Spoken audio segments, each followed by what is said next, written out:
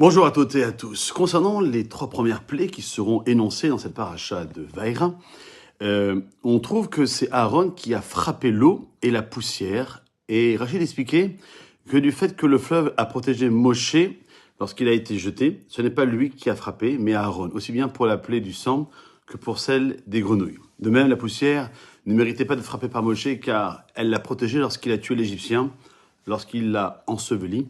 Aussi, elle a été frappée, cette poussière, par Aaron. Cette interprétation réclame un éclaircissement. Comment parler de reconnaissance à l'égard d'objets inanimés, dépourvus de sentiments? L'eau et la poussière seraient finalement frappées. Donc, quelle différence si c'est Aaron ou Moshe qui est à la manœuvre? Le Rav Dessler, dont c'est aujourd'hui la Iloula, que son mérite soit une source de bénédiction, a énoncé ce principe édifiant au sujet des traits de caractère.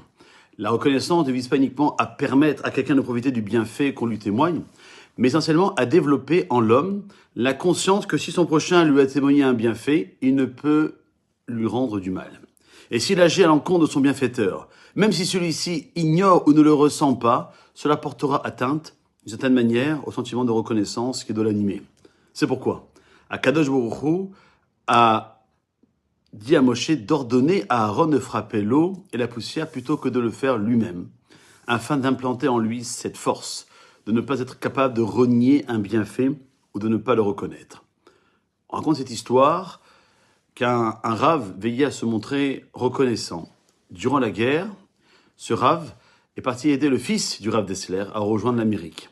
Lorsque le Rav Dessler était de passage dans le continent américain, il a décidé de se rendre chez ce rave pour l'en remercier. Et pour ce faire, il a fait un voyage de 9 heures de train. Lorsqu'il est arrivé à destination, le rave en question venait juste de partir pour la prière de Harvit. Et il a donc attendu. À son retour, le rave a interrogé le Rav Dessler sur le motif de sa venue.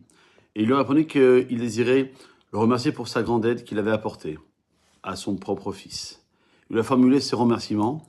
Il lui a exprimé son immense reconnaissance.